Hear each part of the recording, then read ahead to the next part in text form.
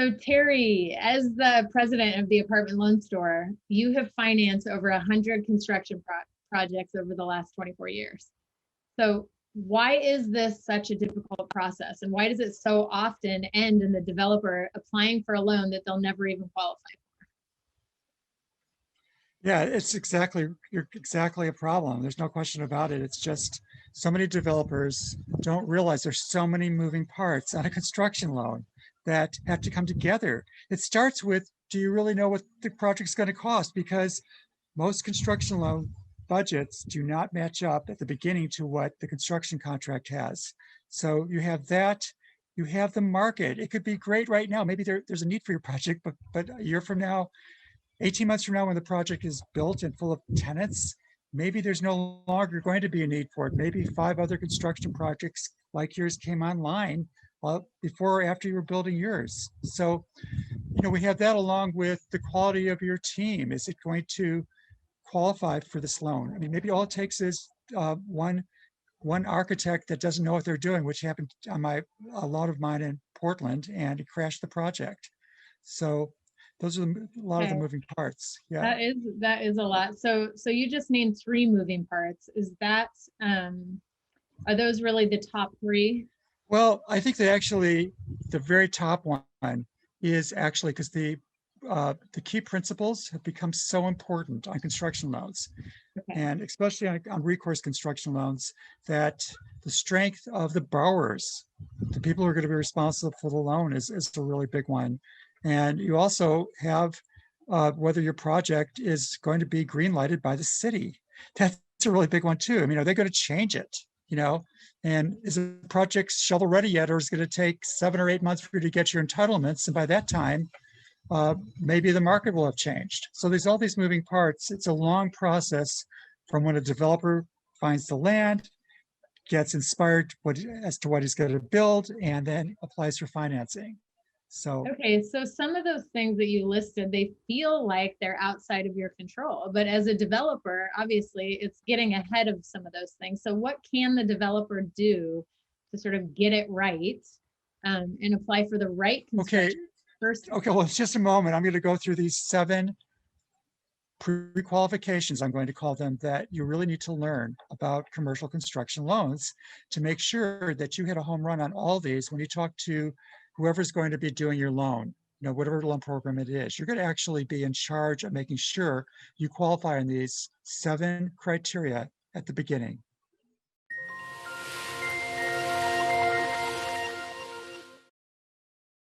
Hello, and welcome to the Encyclopedia of Commercial Real Estate Advice channel, where we give insider tips on over 500 real estate topics from the book, The Encyclopedia of Commercial Real Estate Advice by Terry Painter. Terry, what are the 7 components of a commercial construction loan? Okay, before I go into those, I just want to direct the viewers of this video to the URL below, which is an article I wrote that has 12 pages, and it has absolutely just about everything you'll need to know about construction loan lending, the underwriting guidelines, and also it has like a 20-item list for what you need to submit for that construction loan. So I don't have time to go through all that's on the article in this video, but and then just to start out with the number 1 criteria for getting your construction loan today is actually the quality of your development team. One member is the architect, and a number of years ago, this is in my book, I actually highlight 4 developers in the development section in my book.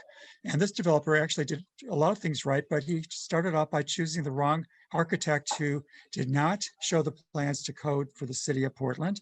And so the city actually was so offended, and so because their time is important to them, that they actually put the project on a back burner, delayed the project by another 7 to 9 months, and rates on the loan went up, and then that kind of killed the project. So, but also, you also have the quality as far as your development team. What about you, the developer? Do you have the experience? Like right now, on a project we're doing in Vancouver, Washington, we have a developer who's only built an 8-plex before. Now they want to build 150 units. So we directed them towards bringing in somebody who has that experience, and they're doing that. So as a developer, you need to have the experience. And then also you've got to think about your property management company. You want to really sell to the lender this development team. So there you go. So you're really looking to partner with people. This is what I'm hearing, so correct me. You're really looking to partner with people who have been through this process before. So whether it's the Exactly. architect or the Yeah, contractor. you want to bring in, if you could bring in your contractor who's actually built more than 8 units, but has also built close to 150 units or more, that's going to be a plus. And you want to actually go into your first discussion with the lender, letting them know that you have the right development team. If you're going to tell them, oh, but I don't have these people together yet, but maybe in 6 months or so, I will have the right contractor picked out or something, that's not going to fly. So. Okay, and that will end up just causing delays in your timing because they don't have the assurance that you have the right team in place. Yes, exactly. So, okay. And then the next component is actually the key principals. Those are the people who are actually responsible for the loan. Not everybody who's going to be an investor with you is going to want to be on the loan, but I can assure you as the developer, you're going to need to be on it. And if you don't qualify, you're going to need to come into the loan with strong people who have the right net worth and cash to pull it off.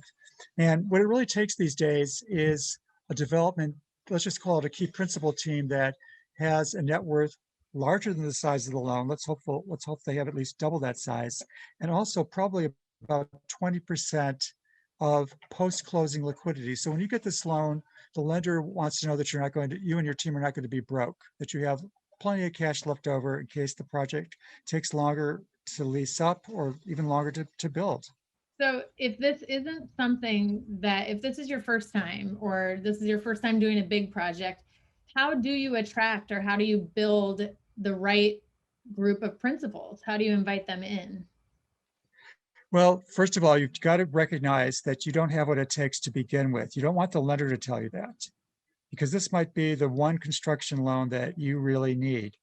And you don't want to blow it at the beginning by looking like you don't know what you're doing. So what you want to do is just keep in mind that you need to have the financial strength of the key principals as a group, that they need to have a net worth equal to the size of the loan or greater, and preferably greater, and that they have to have about 20% of the loan amount in post-closing liquidity. And for some loan products, you need a lot more financial strength than that. So lenders really care about whether the key principals have skin in the game or not. So they really want them to guarantee the loan. The people who have the largest net worths, the most to lose, that's the ones they want. And that might be difficult for you to raise people like that. And we do have non-recourse lending, which I don't have time to go into in this video, but that protects your investors against losing their toys and their other goodies, if there is a foreclosure. But so anyway, attracting the right group is going to take a bit of thought and time on your part if you don't have what it takes. But if you have the right project, don't let that dissuade you from going on. Yeah. Okay, so if everything makes sense and you have the right project, then you'll be able to attract the right investors.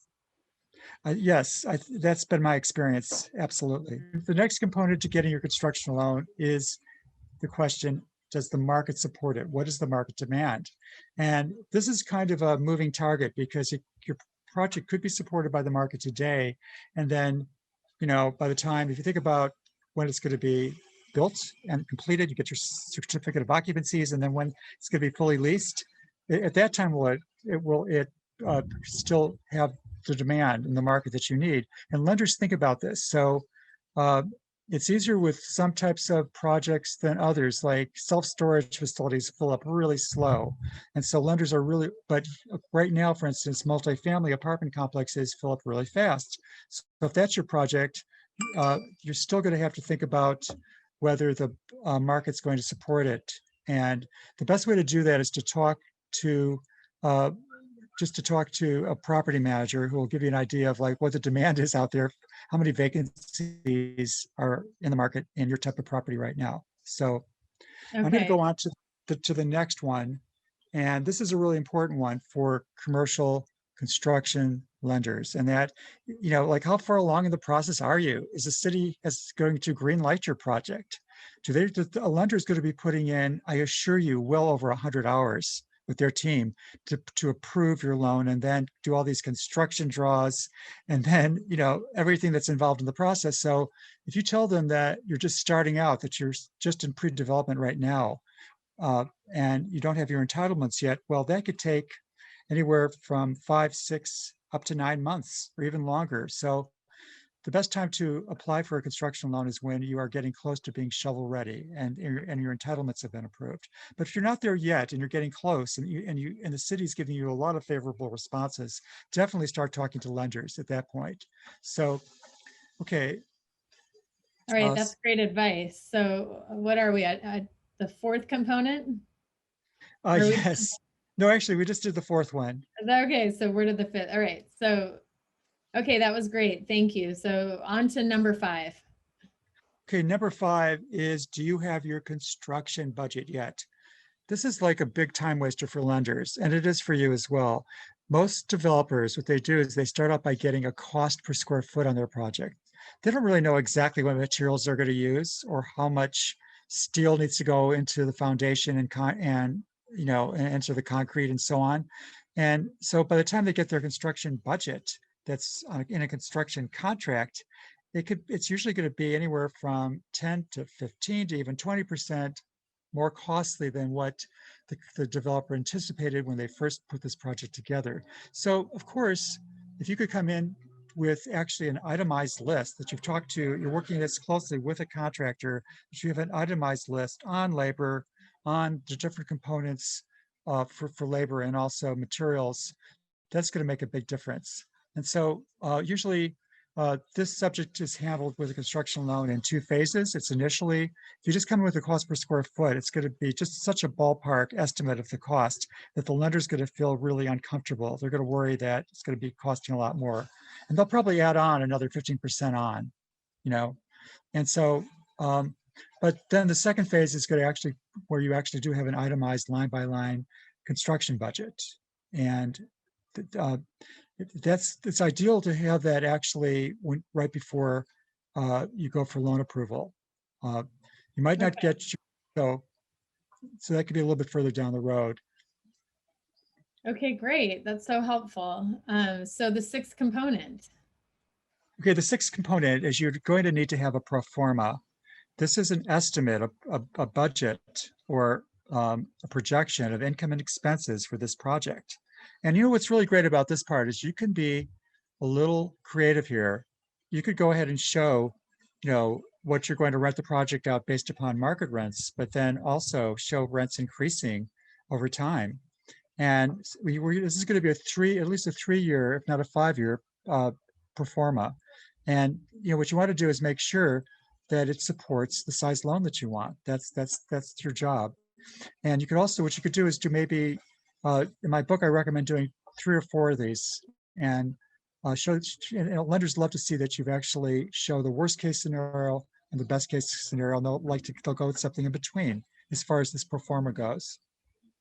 Right. So making sure that it is aligned with the market and supports your loan, but is also realistic. And so yeah, that's a good point, Crea, because what's going to happen is that which is my next, criteria, and that's that the appraisal is going to ultimately have to support your market rents and expenses. And so your pro forma is going to have to reflect something pretty close to that, because otherwise you're going to have to do the pro forma again, which quite often you will have to do. And that brings up the 7th criteria for getting a construction loan approved. And that's, you really need to have an appraisal come in at what you need it to come in at. And that's not an easy job, because that's also a moving target.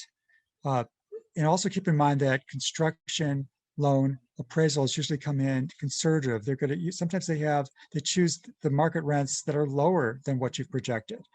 Why do they do that? Because they want to look good to the lender. They don't want to look like they're being overly optimistic. And construction lenders have a tendency to be conservative. So, and then you want to make sure there's having the appraisal and the environmental report support your loan is important. You're not going to know that at the beginning, but you can do some research on the land. Ask whoever's selling it if they have a phase 1 report, environmental report done on the project. They probably, if it has anything built on it, they probably do. So you want to make sure that there's no environmental hazards on the property as well. Right. I've heard some horror stories about not doing your due diligence up front on that. That seems like a pretty critical piece. Yeah, and I can't tell you how often actually, not so much the environmental report, but the construction appraisals actually reduce the size of your loan. Some lenders actually, like a lot of banks really like that. I hate to, I'm not, bank, we get a lot of referrals from banks. Absolutely, they're very good at what they do, but if they could be a little bit more conservative, then that's great. But that's not, if you're going for a 65% loan, that's not going to be a problem. If you're going for a 75% loan, the appraisal only supports a 65% loan. Now you're not going to have enough money probably, and that's going to. So you want to talk to the lender ahead of time about, what's your experience with your current appraisals? Or do you think that the appraisal is going to support this loan amount? Ask them that. So Terry, here's what I want to know. What's the least amount that I can expect what's the smallest down payment that I can expect to put down on a loan like this? And where do I go? Okay, that's probably the number one question that most developers want to know when they're building something. And the very, very lowest down payment right now is actually on an SBA loan or a HUD loan. You could get an SBA loan at your bank, and if you're going to be an owner occupier of the property of 51% or more, or if you're building a hotel, which is pretty hard to do these days, nobody's doing loans on hotels because of the pandemic, or if you want to build a self-sourced facility, SBA is great for that. SBA, even though they say they go up to 90%, we're really seeing those loans come in at more like 80%. And then if you're building an apartment complex, the very best loan for that, without question, is an FHA HUD loan, which goes up to 85% of cost. They don't even look at what the appraised value comes in. It's just 85% of cost, as long as the pro forma supports that loan amount. And otherwise, banks feel pretty comfortable with you putting. So we're talking about 20%, 15% on those two programs, and then commercial banks really feel comfortable with you putting 25, if not 30% down today. Some might at once, during the best of times, might go up to 80%, but that's not happening right now. And you also have private money, and during good times will end up to 75%. The loans are more expensive, but they have lower criteria for qualifying. And right now they're coming in more like at about 70% loan to cost. You have, hard money lenders can also lend it up to 75%. 75% of cost, so you're putting 25% down there.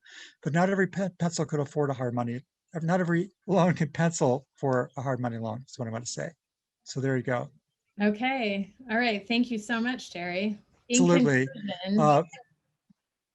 Okay. And also, if any of you would like to find out more about what it takes to become a developer, they make the biggest bucks, they take the greatest risks.